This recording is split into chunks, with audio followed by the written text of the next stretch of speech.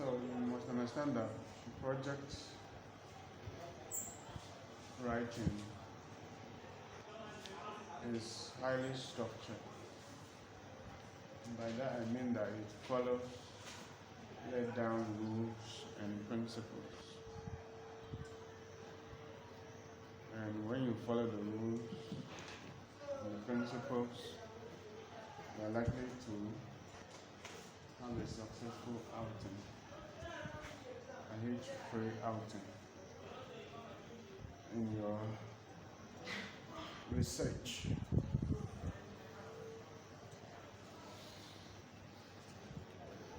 So the final year project is the last thing that you do to justify why you're going to be given a certificate as a graduate. It aims to teach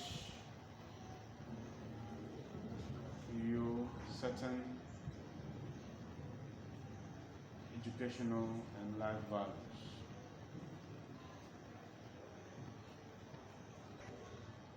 One of such value would be patience, another is perseverance, another is independence in research and in life,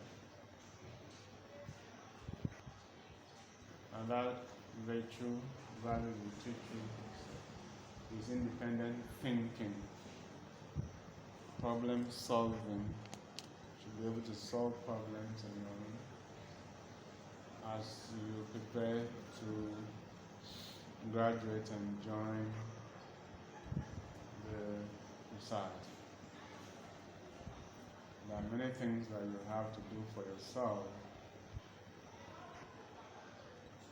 and that is why projects must be written by those whose names are written on the project at the end of the day. So you are not to give this project written by another person. You pay the person money, say write for me, and then you take it and then you read and you come and defend as if it is what your work that you wrote. And that is serious offense. And if you know, you find out as we may, there will be consequences. Consequences might affect the entire effort that you put into your educational journey from one to another. So, for your own good, and that is for the transformation that is expected to occur internally when you have successfully completed this project, it's advisable that you do the project yourself. And also for your conscience, the fact that you can go home and sleep and know that no one can challenge you now or tomorrow, that they wrote that project for you. You have to write the project yourself. It's very important. That does not mean that by writing the project yourself, you will not need any help or assistance. One of the soft skills needed to survive today is teamwork and the ability to ask for help when you need one. Because you cannot do a lot of things on your own. You will need assistance. You might need assistance in the form of money. For that one, you go to your uncles, your aunties, your parents. But when that's there to be academic assistance in the form of sourcing for materials,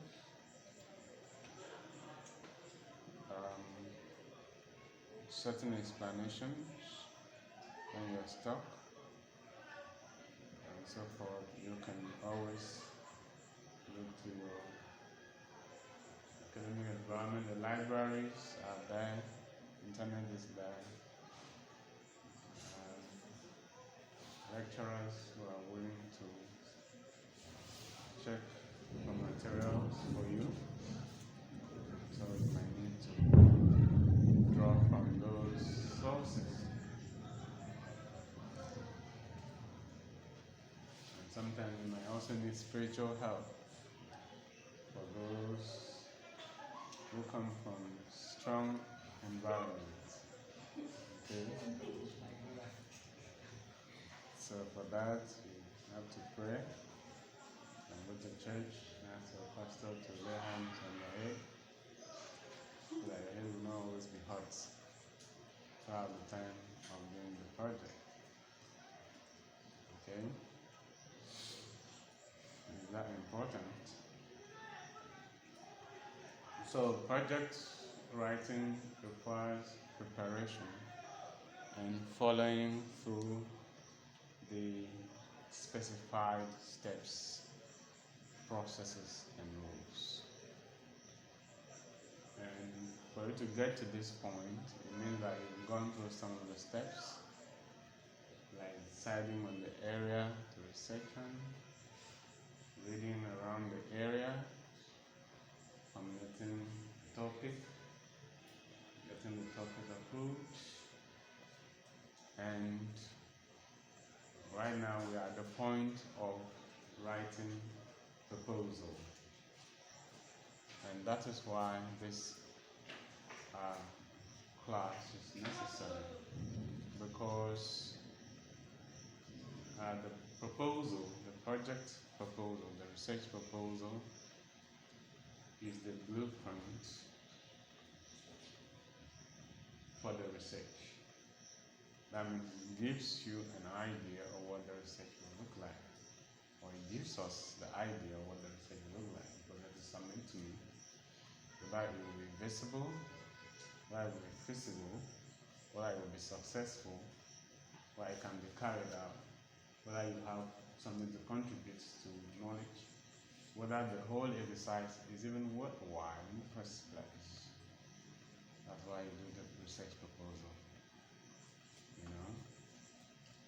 And once your research proposal has been approved, then it is very possible for you to complete the research, because we know the research right at that point from the beginning to the end. The research is known from the beginning to the end, how it will look like a road map. Okay, from introduction to conclusion, you know exactly how it will go down, right? So, how do you write the research proposal? For one, you need to understand that the department has research project guidelines. So the department has research project guidelines meant to guide each researcher on the writing of not only the research proposal, project proposal, but also the writing of the project. Every piece of information that you need to successfully write the project is on the research proposal, or is in the research proposal.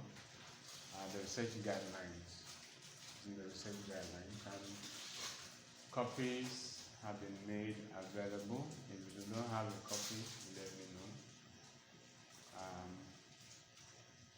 so that it can be sent to you.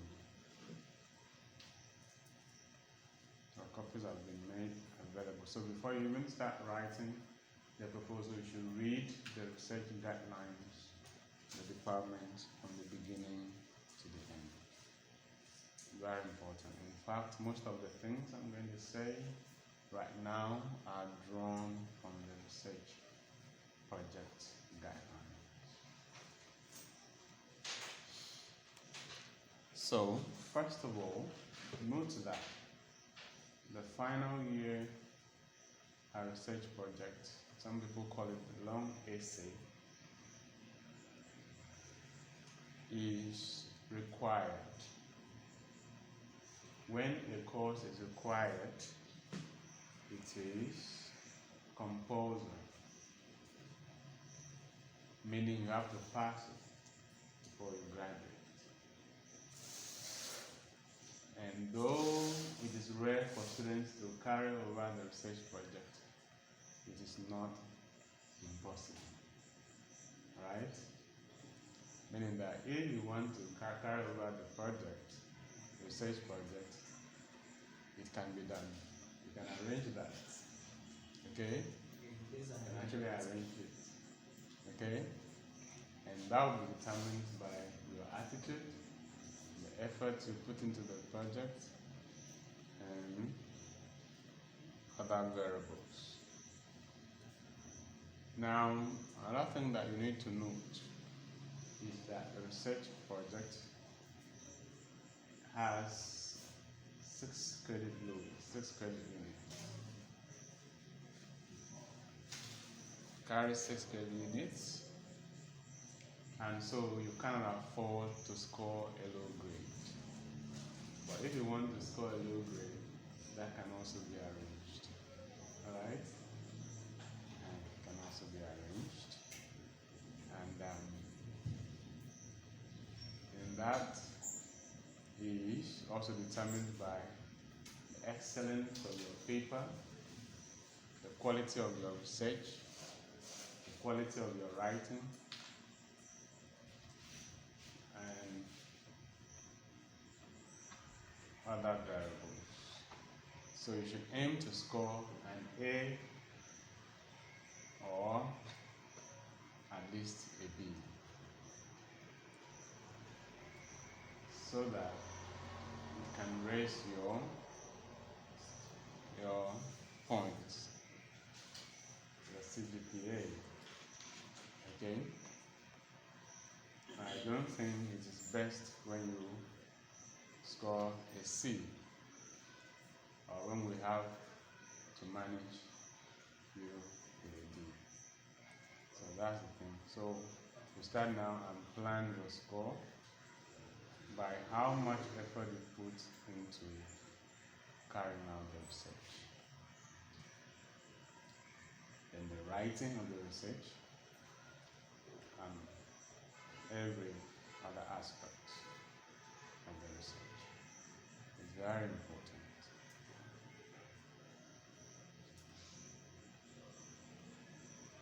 So,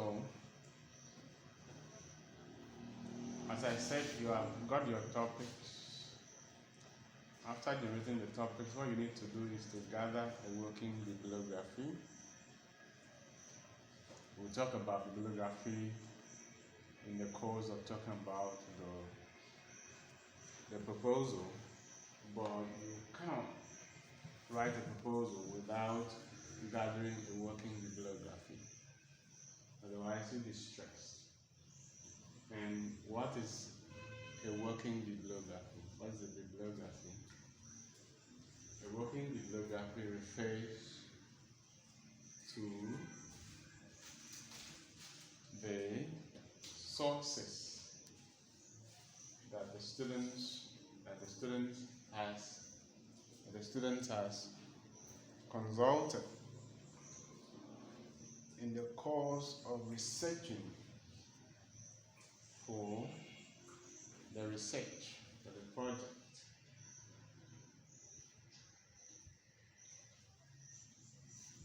The totality of the sources the student has gathered in the course of researching for the project constitutes working bibliography. These sources might or might not be used at the end of the research. By that I mean that you just keep the sources and know that they are materials for your research. You may use all, you may not use all. At the end of the research, you may actually cite some, you may not cite all, okay? But they are there as supporting documents for your research. So that is how we look at bibliography, working bibliography. Meaning that you have to gather enough sources that will sustain you at the end of the research. You may use all or you may not use all. Okay? At the end of the research.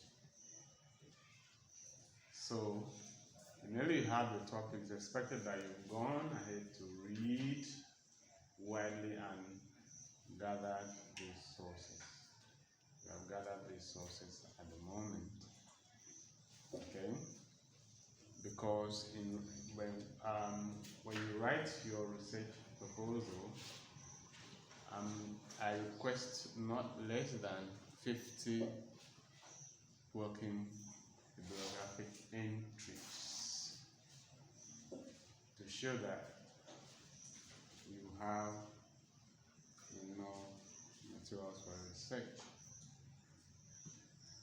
And remember that when you write your proposal, the working bibliography, you don't really need to cite them before you include them.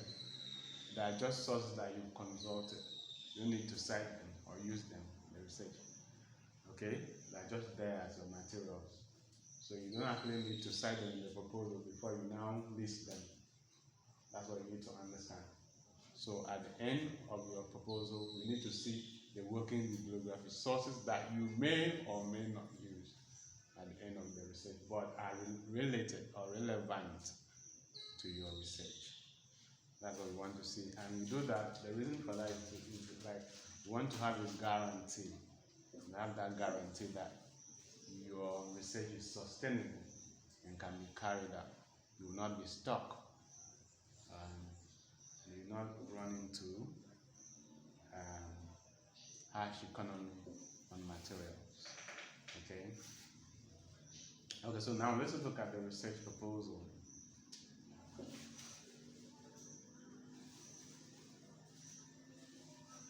Let's look at the research proposal. As I've said, the research proposal gives us an idea of what your research will look like, which is why you must do an in-depth research before you write it, because it determines everything about your research.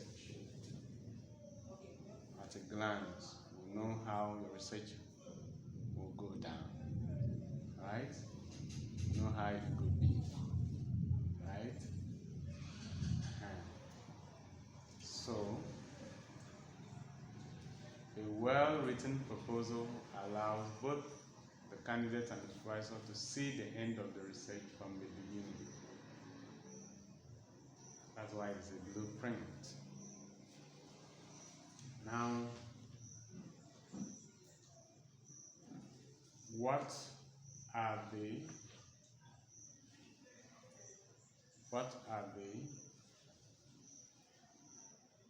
constituents of the research proposal? How should it be written, step by step, from the beginning to the end? Please take note of this, because I do not want someone to bring chapter 1 to me and say that is the research proposal. I'll get angry. I'll not be happy. Especially after I've made this sacrifice that I'm making. Okay? So the first thing that you have on your research proposal, ladies and gentlemen, is the title of the research. And the first thing you write there is the title of the research. The title of the research. Not introduction, not background to the study.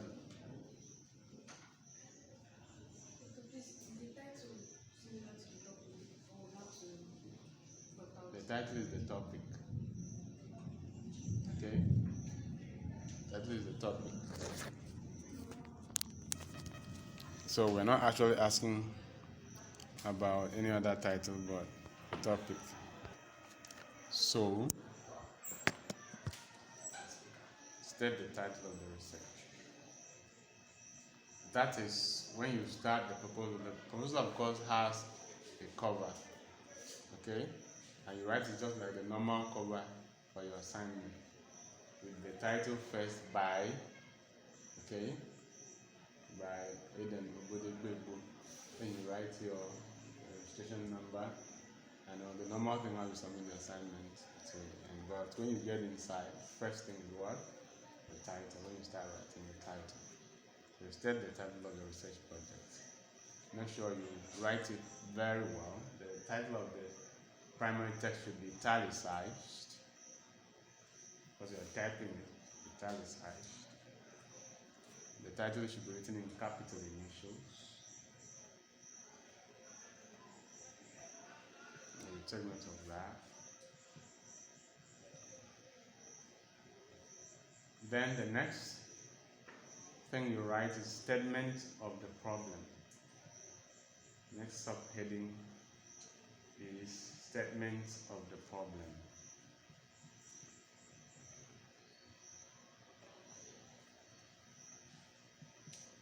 What is statement of the problem? How should you write the statement of the problem? Statement of the problem has two parts. So you can write the statement of the problem in 1 or 2 paragraphs. Yes. Okay, so you have problem in society, okay, and problem in research. So is it that when you're writing statement of the problem, you have to state problem in society and problem in research. You should begin with problem in society and then graduate into problem in research.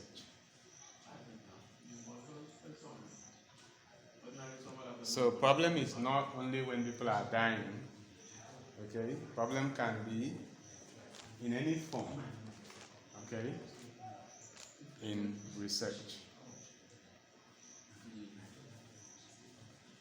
For instance, if your research is on gender or gender issues, you have to identify how that problem works in society, the position of the woman in society, in the particular society where that research comes from, the state of things, the woman. It's about politics. You have to state how the problem is reflected in society.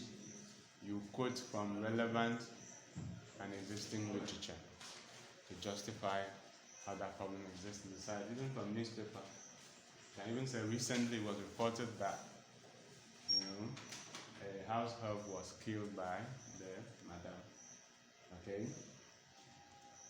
and the house help was just 8 years old, and so because you want to talk about how children are maltreated in society, okay, if anyone want to talk about. Sorry? How about nature? It's the same thing. It's the same thing, the problem in the environment. So you have to state that. For instance, you're writing about the Niger Delta, you can talk about the environmental problem, whether it is that of violence to individual or violence to the ecosystem, to nature. Now that is problem in society. Then you now go into problem in research. Problem in research is mostly in the form of filling the gap that exists in scholarship in that area of research. Filling the gap, identifying and filling the gap in the scholarship in that area of research. And the gap doesn't have to be like the gap between Obiokpa and Ikadokene. Okay? It doesn't have to be that big. And we should not say that you are the first person to come in and talk about that issue. For it to be that you have something to contribute in society and to research. Okay? It just has to be that you read what other researchers have done in that field, and you feel that there is a perspective that has not been handled, or there's a perspective where literature is lacking, or there's a perspective that not many people have studied. There's an aspect of the research that has not been studied by many scholars. So it doesn't have to be a big, breaking thing. It could also be that the issue has not been studied using the primary data that you have, because most of your texts are new. Okay? Like the issue has not been studied using these texts, which is very relevant, which is a serious issue, because that is a contribution to scholarship. For instance, if many people have read Chimamanda Adichie's people have discussed from the perspective of gender, and you've checked no one has read it from the perspective of postmodernism, and the aspect of the text that can be read from that theoretical viewpoint, then that's a problem in research, and that's a statement of the problem. That's a contribution to scholarship. That's what we're talking about. So, but I am not the one to identify the gaps for you. It is for you to read the existing researches in the area and see the area that has not been saturated. That's the area that is not saturated. That means the area that does not have many researches, many scholarships on it. And that is where you come. It could be that a particular text has been read a certain way, but there's a new perspective that not many people have studied, and you want to study that. It could be that certain topics have been studied using novels, poems, and drama texts, but they have not been studied using movies. That could also be your problem statement, which is the gap in scholarship that you want to. So there are many ways to identify gaps in scholarship. And when you do that, we now know that you have something to say. Otherwise, we ask you to go and choose another topic. Okay?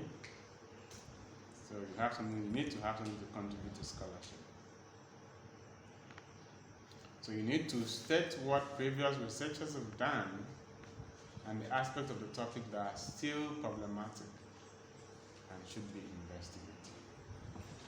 The next thing that you do, the next subtopic is aims and objectives of the research.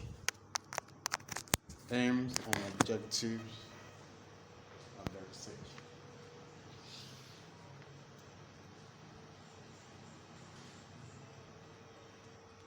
At this stage,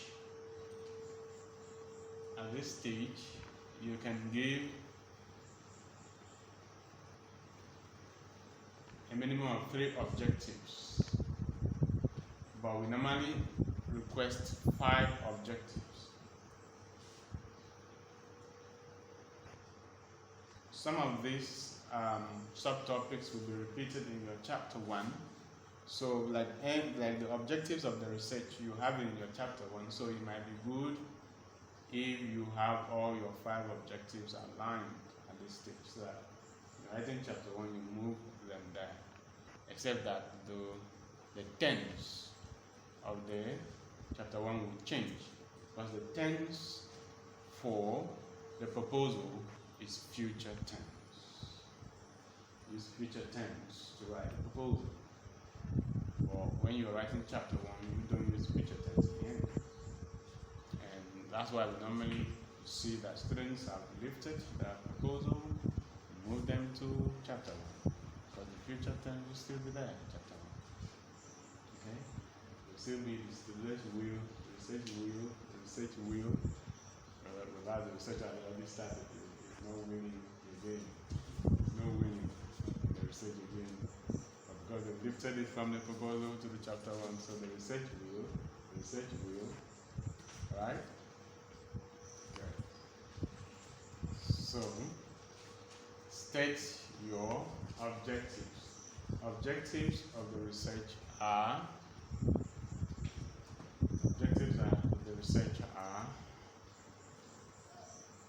those measurable, testable statements that will guide the analysis of the research, especially from chapter 3 to chapter 4. So whenever you want to state an objective, you must have in mind that when you get to chapter 3 and chapter 4, you will do what you are saying. That's how we roll. So some of you just set up any objectives that comes into your head. Understand? And when you go to chapter 3 and chapter 4, you don't do those things again. So now when you are done with chapter 3 and chapter 4, we now have to ask you to change your objective to suit what you are doing. Because those ones will just come, maybe your ancestors were telling you to write them down. You understand? And they had nothing to do with what you wanted to do with the research. So now you know, right? Now you know. Okay? As I was saying that song, now you know, right? That your objective must be something that you intend to do in chapter 3 and chapter 4. Okay? And not whatever your ancestors tell you to say. Right? And, you know, for most people, you look at the objectives, they are almost the same. They look like twins. Objective 1 and objective 2 are like twins. There's really no difference. Just a paraphrase of some things. Okay, so, and another important thing that you need to know in literature about objectives is that they must be linked to the primary texts. That's why I'm talking about chapter 3 and chapter 4 now. Because it's in chapter 3 and chapter 4 that you link whatever you say to the primary text. That means you analyze the primary text from there. So whatever you want to do, connect it to the primary text, because that is exactly what you're going to do. So the objectives are mostly about the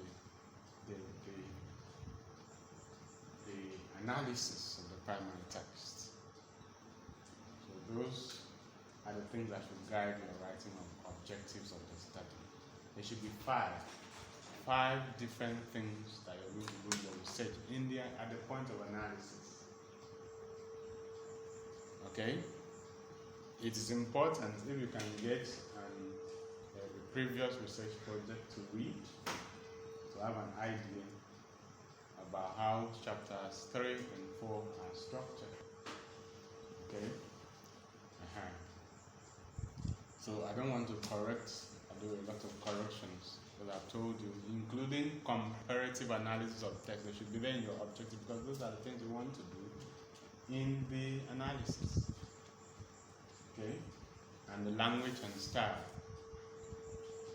And then talking about the issues, to be there in your objective, because those are the things that you want to do. Link them to the primary text. Okay, I think I've said enough there, and the word is now. So we move on to methodology of the research. Methodology of the research. That's another subheading of the research proposal. Subheading of the research proposal. The methodology of the research is how the research will be carried out. Remember that when we are at the stage of the proposal, we are using will, because we're writing the proposal in future tense. How the research will be carried out. How we will carry out the research. Okay? So the important things that you should state in your research methodology is the type of research, that you're carrying out. Some people will say qualitative research, but for me, qualitative research is too wide. So we are mostly conducting a literary research, which is an aspect of qualitative research. The literary research is an aspect of qualitative research. Then you state your primary data sources. State your primary data sources. Henry, what are your primary data sources? Sorry? What are your primary data sources?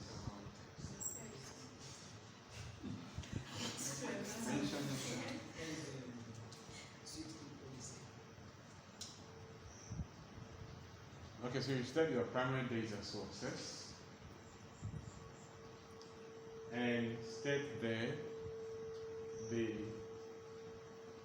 sampling method deployed in selecting them. In literature, we mostly use the judgmental sampling method. Or you can call it the purposive sampling method, as we were taught that in research methodology class. So you state the judgmental, you state the sampling method and justify the method. You can state your secondary data sources.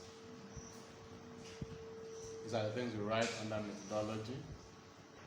Set your secondary data sources.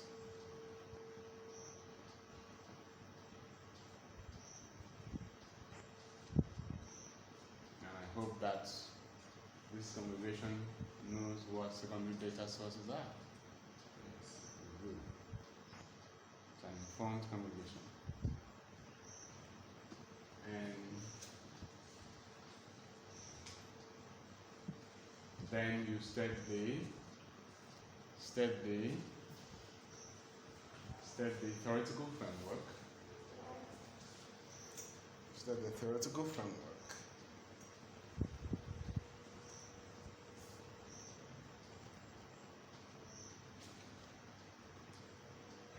So the theoretical framework can just be one statement, and you can also justify the theoretical framework that you've chosen for the research.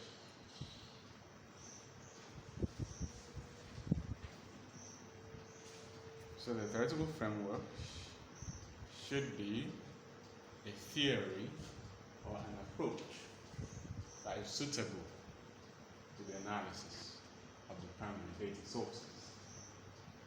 So it could be postcolonialism, postcolonial theory, it could be Marxism, it could be deconstruction, it could be new historicism, it could be formalism, it could be reader response theory, it could be eco-criticism.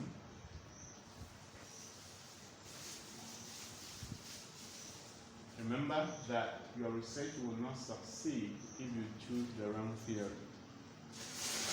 Your research will fail if you choose the wrong theory. When you have to choose a theory, choose wisely and carefully.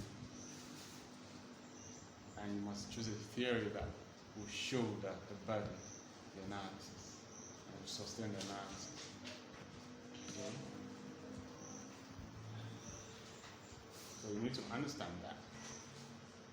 And sometimes you may need to come out of this video. Alright, so let us continue.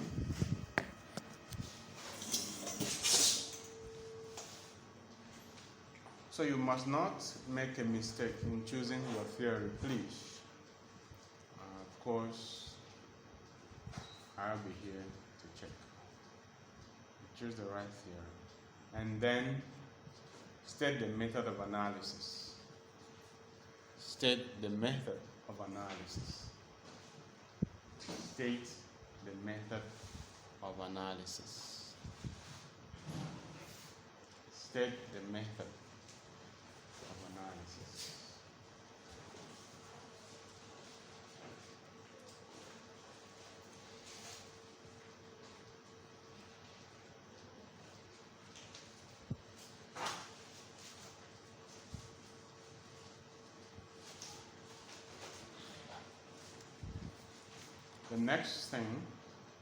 The next subheading is scope of the study.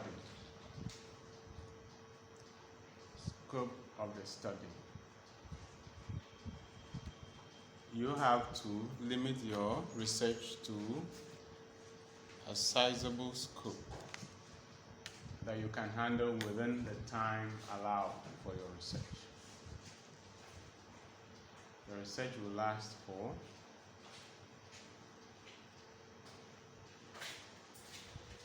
a month or two.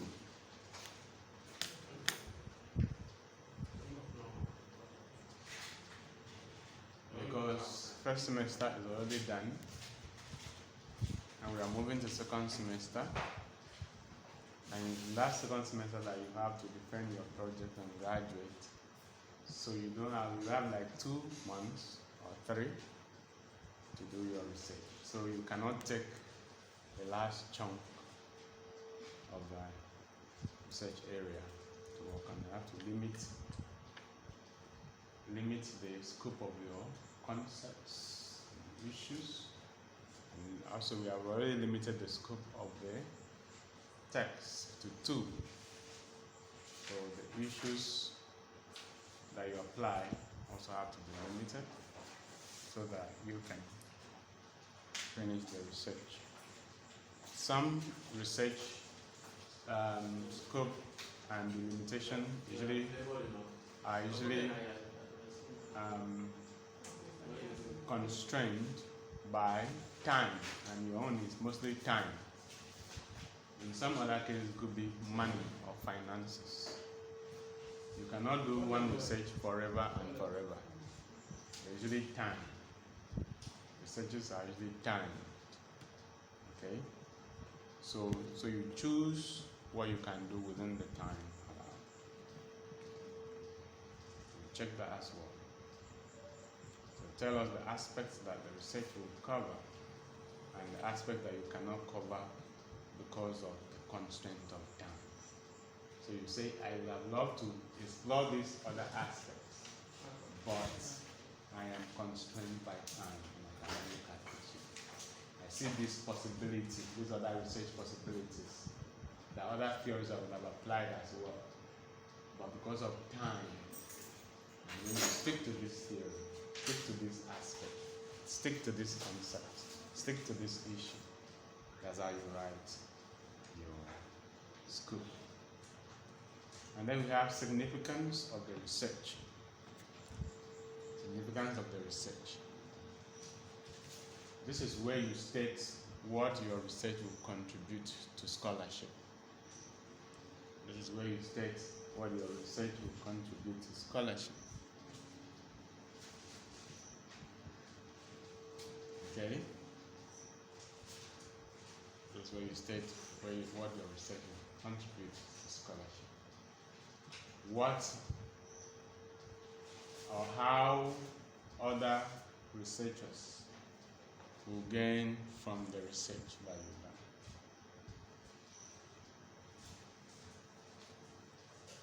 How will the coming researchers benefit from your research? So you state that. Mostly your research generates materials and for the area or the discipline. It's why you need to do something useful, something remarkable. Okay? Because the work will be in the library and will represent you and your next generation, your village, your local government. Okay?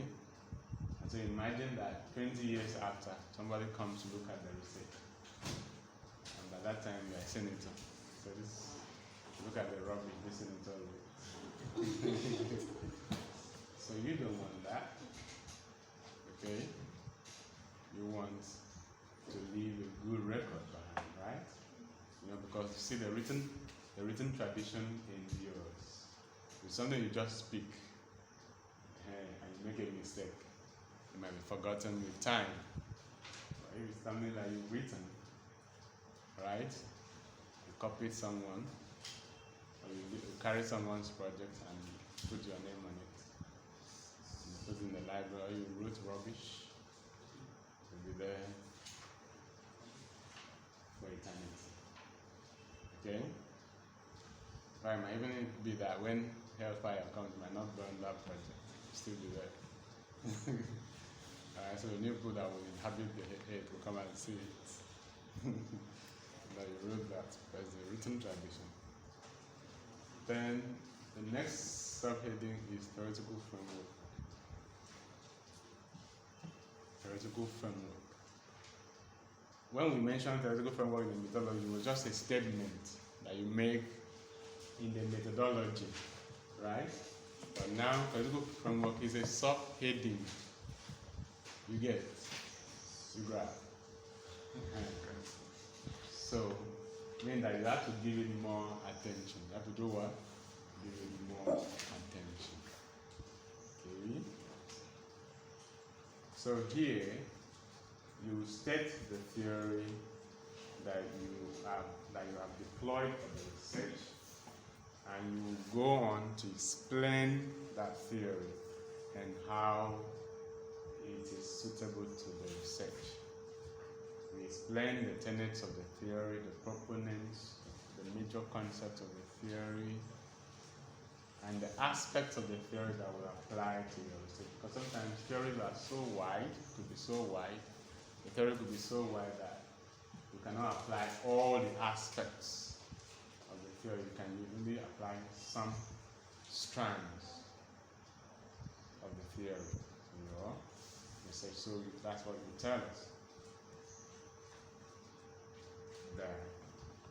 Now, after that, ladies and gentlemen, the next subheading that you have is chapter specification. Chapter specification. Okay? Chapter specification. This is where you have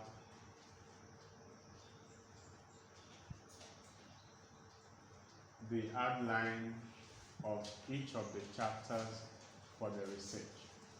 We encourage you to have up to 5 chapters. The department and its guidelines say that you can have a minimum of 4 chapters and a maximum of 5. But we rarely have 4 chapters. Okay, so make it 5. Make it 5. 5 chapters. So you need to tell us the chapter specification from chapter 1 to chapter 5. So you state chapter 1. You give the title. You give the title of the chapter. Chapter 1 is introduction. Then you now give us the chapter headings, subheadings. So for chapter 1, you have 1.1, 1.2, 1.3. So 1.1 is usually background to the study. So you have chapter 1. The heading for chapter 1 is introduction. Then after we have 1.1, background to the study. Then 1.2 would be a statement of the problem. 1.3. Who owns this? Okay, so you'll be properly guided by the guidelines or by the previous research project on this. So you have 1.1, 1.2, because that's chapter 1, till you exhaust the subheadings for the chapter 1. Okay? So chapter 1 will be the introductory issues for the research, like background to the study, statement of the problem, objectives of the study, methodology of the study, scope of the study, significance of the study, theoretical framework, and so on and so forth. Then when chapter 2 is review of related literature. Chapter 2 is review of related literature. And that's the title of the chapter 2. So you have 2.1, 2.2, 2.3, and so on and so forth. So for review of related literature, we are talking about the review of scholarship in the area of research.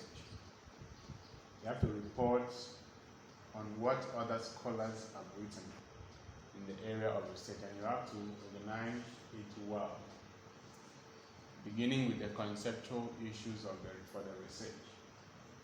Once time you are writing on gender, you might have to review literature on gender. Okay? If you are writing on the Niger Delta environmental crisis, you might have to review literature on the Niger Delta literature and environment. That means what people have written about the Niger Delta before you and its environment. And then after that, you review literature on the primary text. You have to review literature on the primary text. What have other scholars done on the primary text before you? So you can have a review of literature on Chinua Achebe's Things Fall Apart, If Things Fall Apart is your primary text. So there you want to see what other researchers have done on Things Fall Apart that are relevant to your research. But at the end, we still need to see that you have something to contribute to scholarship after review of literature. So in carrying out review of related literature, you must state how each entry, each source relates or deviates from the current research. It's not just to lump the sources, just keep on reporting the sources without telling us how they relate or depart from the current research. You must also be able to criticize the source by telling us how they are relevant or how they deviate from the research. That's how to do it. You also generate, when you are doing review of related literature, you also generate ideas that you use later in the analysis of the research, either to confirm or to refute ideas. Because these sources will be used to garnish your analysis. You cannot, when you go to analysis, you cannot just focus on the primary text. And then once in a while, you need to bring in your review sources to support incident, situation in the primary text. That's how scholars go. Right? Yes. That's how it is done.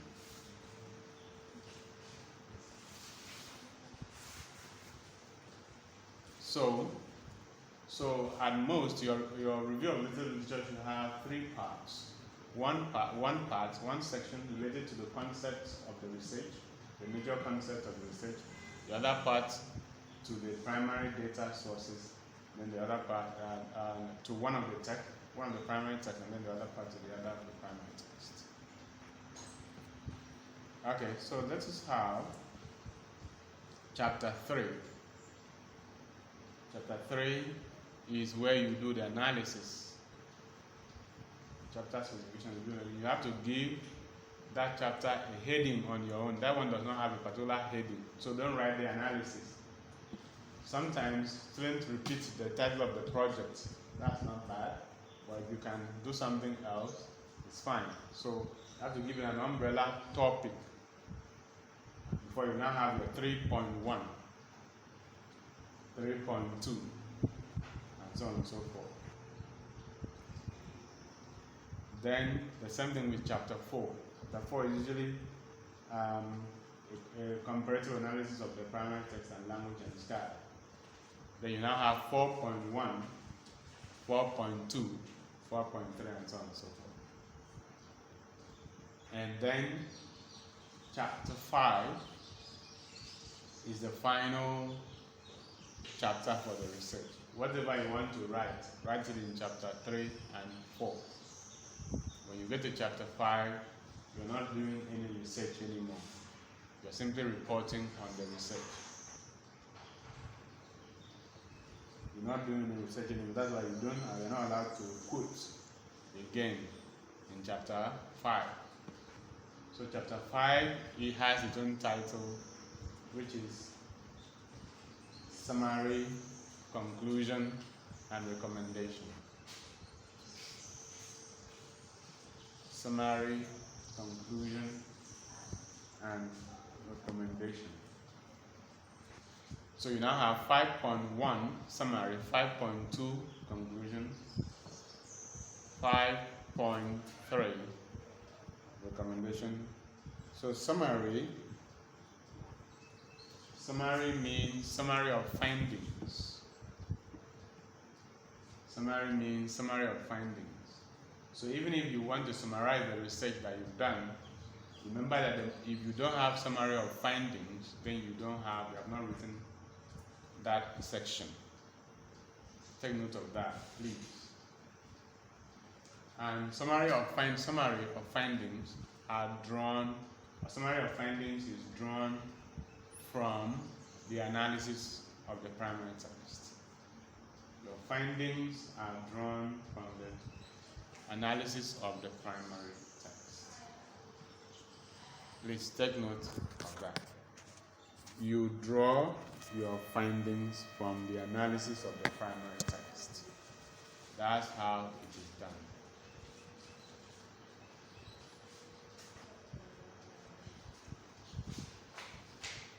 Okay?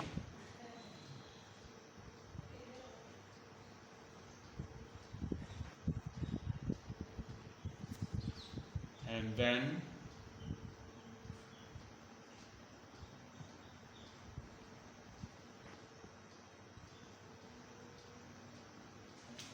then you move on to conclusion.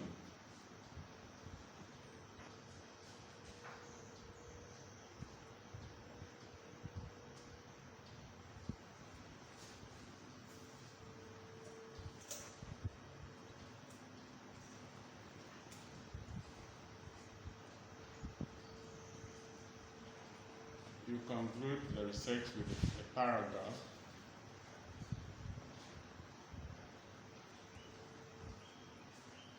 A well-written paragraph.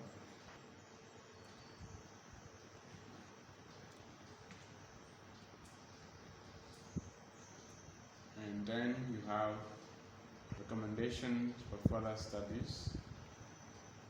Tell future researchers what other areas could be researched using going by the research that you did. The possible research areas that could be carried out.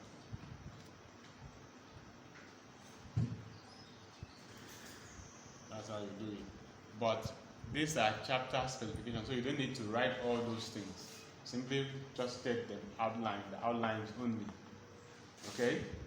Just the outlines and just explain it. So all I want to say is chapter 5, summary, conclusion, recommendation, 5.1 summary, 5.2 conclusion, 5.3 recommendations.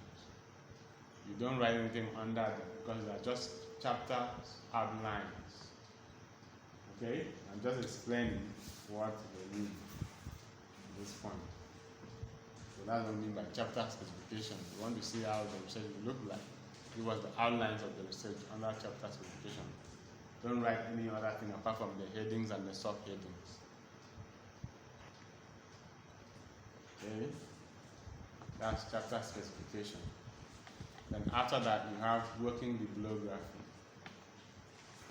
So you have working bibliography.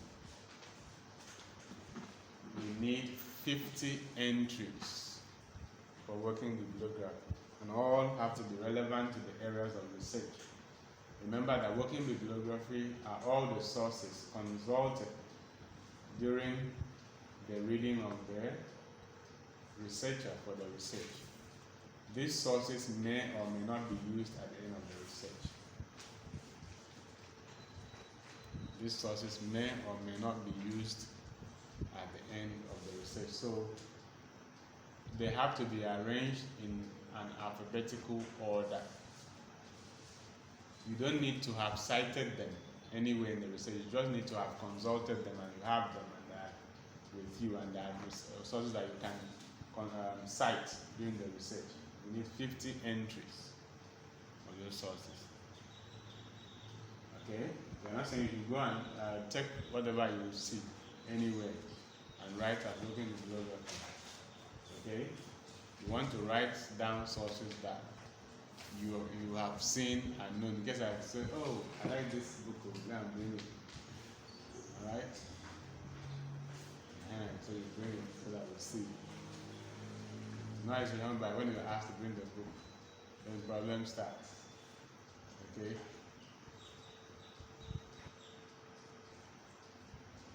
When we start calling,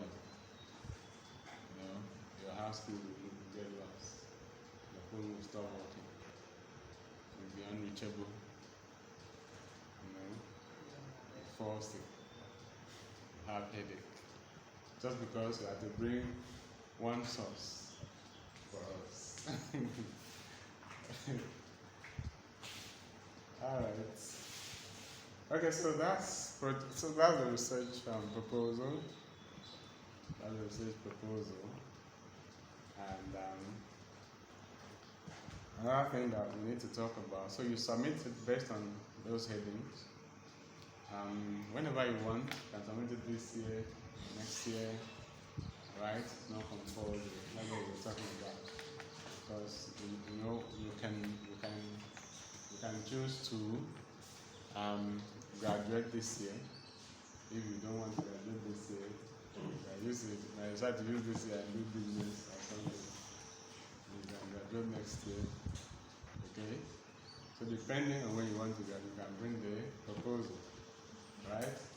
Some of you, after today, will not see you again until the day of the submission of the project. We won't even see you passing by.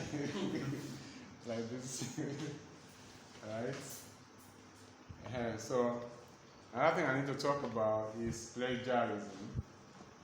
Let's talk about plagiarism as you go, like a take-home message. Understand? As you go, remember plagiarism, okay, which is a serious academic crime. A serious academic crime. Everybody say serious academic crime. One person is not saying. And the person is planning something. Okay. So, it's not a laughing matter. So you must not copy someone's work without acknowledgement. You must not read someone's work without acknowledgement. You must not use someone's work as your own. And you must acknowledge every source. The research should be written with your own words. Research should be written in your own words. This is how you write a research. You have to find a point of argument that is sustainable. And you write the research based on the points of argument. Okay? Each time you want to refer to a source, you simply quote that source, explain, and move on. And you have to cite the source properly using the appropriate style sheet. Okay? And now, because you're writing literature, your style sheet is the MLA, right? Modern Language Association style sheet. Okay? and the MLA has its formats both for in-text citation and endnote references. For the in-text citation for MLA, you use author and page. Please take note of this. You use author and what? And page. That means you mention the name of the author, you make your quotes, and then you cite the page where you take the quote from. That's all. That's all. Nothing more, nothing less. You don't want to see title, year, and all of that. Mention the name of the author. The name of the author is first name and surname written in full. The name of the author is first name and surname written in full. And you are asked to use the first name and the surname when you are mentioning the source for the first time. And subsequent mentioning of the source should be only surname. So you don't want to say Chinua Achebe every time, Chinua Achebe. Once you say Chinua Achebe at the first mention, from second mention is only Achebe. Okay? That's how it is done.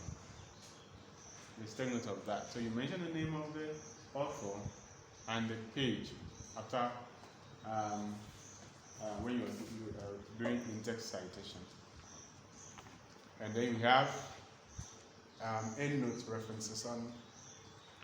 What I advise you to do is to have a postcard, sheet of paper, postcard, sheet of paper. When you cite a source, you write the full reference on that paper. That when you're done, you know that you will not miss any reference that you want to cite, that you have cited in the work. That's how you do it. So we don't want you to cite sources that at the end you forget to list out at the work cited. In fact, MLA, you use work cited at the end, not references. And it has its own format. And I hope you know the format. You know. Sure you know. Okay? So give me that book.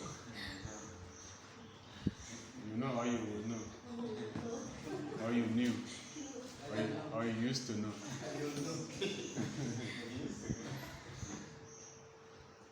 So you must have been taught MLA.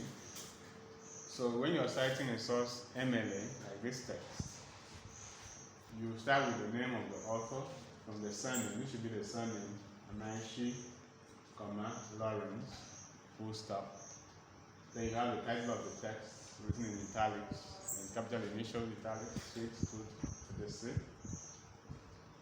And then after that, you check for the place of publication, if we can here, the place of publication. Which is Nigeria by Narrative Landscape Page. Okay, Lagos is a place of publication. You can use Lagos, place of publication.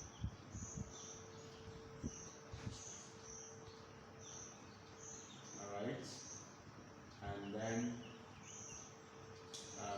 the publisher, when you use the Lagos, you now punctuate it with column. And then you write the name of the publisher, which is Narrative Landscape Grace. You have comma, and then the year of publication, which is 2017, and full stop. There are other formats for journal, for chapters, edited books, and you have to follow the guidelines, the MLA guidelines.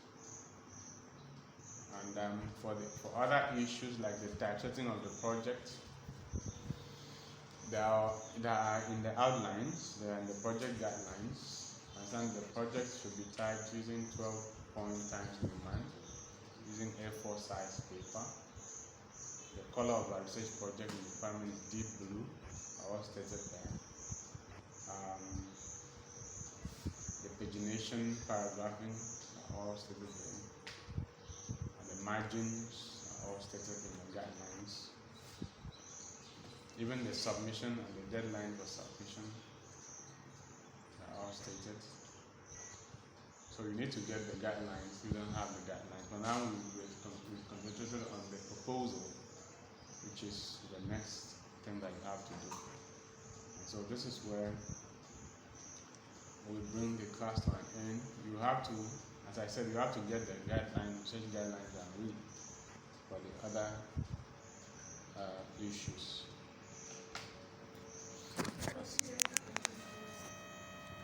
Okay.